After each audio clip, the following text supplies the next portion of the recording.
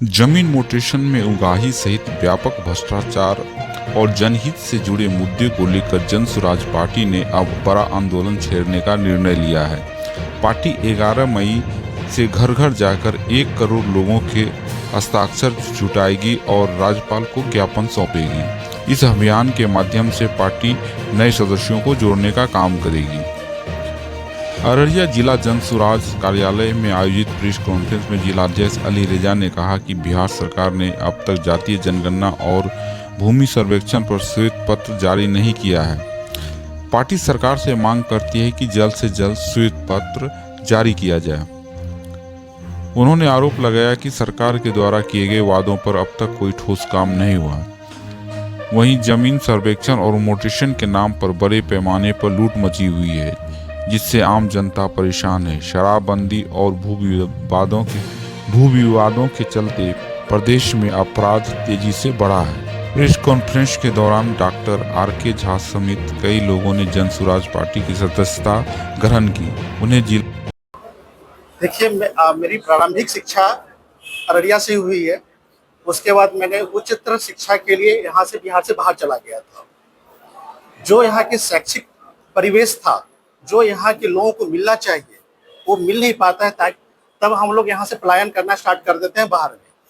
जब मैं बाहर भी था तो मैं प्रशांत जी को सुनता था, जो बिहार का बेटा होकर यहाँ रहकर यहाँ के लोगों के लिए जो काम करना स्टार्ट किए, उनके विचारों से प्रभावित होकर हमने सोचा कि जन स्वराज को ज्वाइन किया जाए।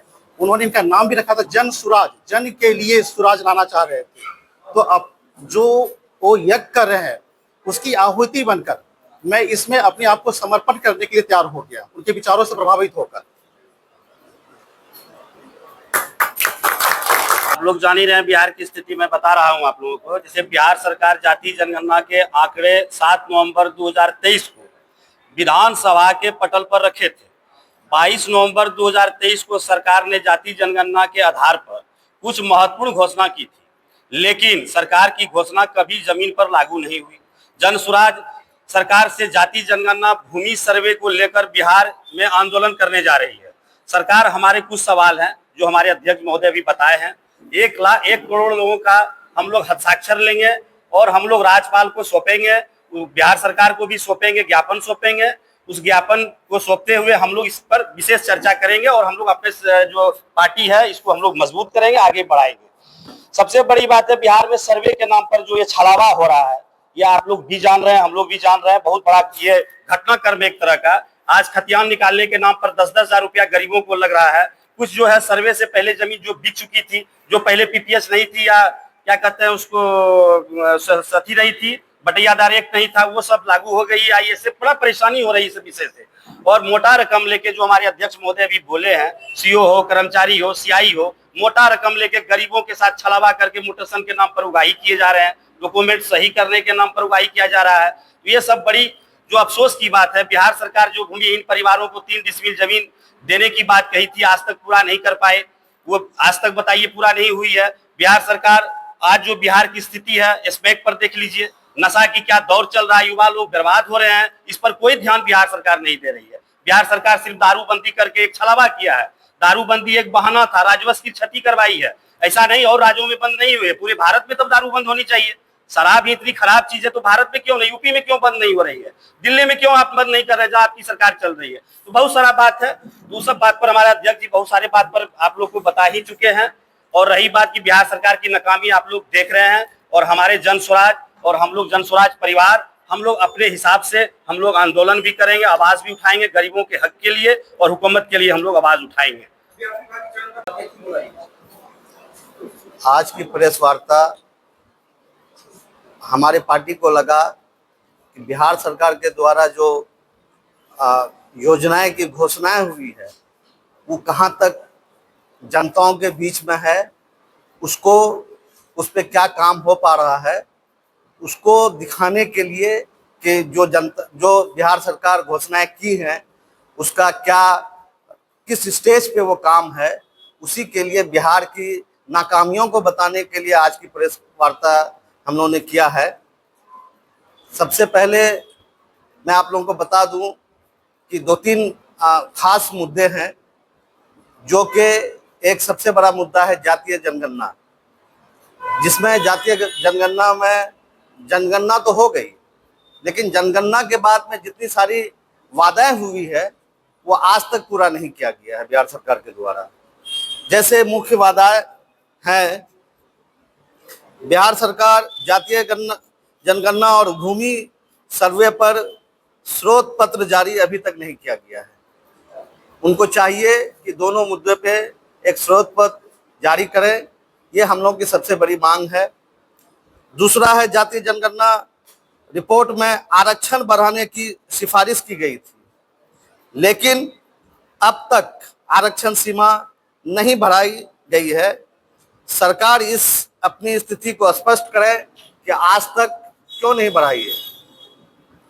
तीसरा है, सरकार ने 22 नवंबर 2023 को घोषणा की थी कि 94 लाख परिवारों को रोजगार के लिए 2-2 लाख रुपया दिया जाएगा, लेकिन आज तक कितने लोगों को 2-2 लाख मिला ये सरकार बताए, मिला कि नहीं मिला ये भी बताए।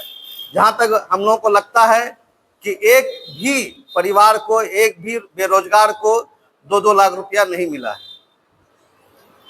चौथा है, सरकार ने जातीय जनगणना की घोषणा की थी 40 लाख बेघर परिवारों को 1,20,000 रुपए की सहायता दी जाएगी, लेकिन अभी तक वो सहायता नहीं मिली है। तो सरकार ये बताए कि आज तक कितने लोगों को, कितने बेघरों को ये सहायता दी गई है, सरकार ये स्पष्ट करे।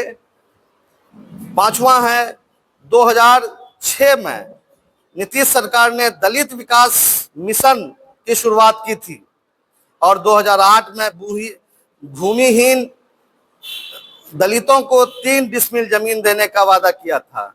अब तक केवल 2,34,000 दलित परिवारों को ही जमीन दी गई है और उसमें भी 1,20,000 परिवारों को जमीन का कब्जा नहीं मिला है। इसका जवाब सरकार दे कि आज तक क्यों नहीं मिला है। प्रेस वार्ता के बाद पार्टी कार्यकर्ता कार्यालय से चांदनी चौक पहुंचे और पहलगांव के मृतकों की याद में कैंडल जलाकर श्रद्धांजलि अर्पित की। मौके पर जनसुराज नेता फैसल जावेद, यासीन, डॉक्टर फरहत आरा, कुमुद रंजन, परवेज मुशर्रफ, अंजुम परवेज सहित कई जनसुराज के कार्यकर्ता मौजूद। कैंडल मार्च निकाला चुके पहलगांव में जो 26 लोगों, बेकसूर लोगों का जो जान ली गई है वो बहुत ही दुखद। और हम सरकार से अनुरोध करेंगे, आग्रह करेंगे कि जितने भी मृतक मरे हैं कम से कम उसको सही मुआवजा, सही उसको मकाम और उसको क्या कहते हैं शहीद का दर्जा तो दे दीजिए। मेरा जवाब कश्मीर जो आतंकवाद में कितने लोग मारे गए उसके खिलाफ हम लोग यहाँ पर इकट्ठे हुए हैं और जो है उस चीज को जिसको हम भारतीय बर्दाश्त नहीं कर पा रहे हैं उसका सही प्रदर्शन कर रहे हैं और सरकार से मांग कर रहे हैं कि इसका जो है गहन जो है जांच होनी चाहिए और जो कसूरवार है उसको सख्त से सख्त सजा मिले।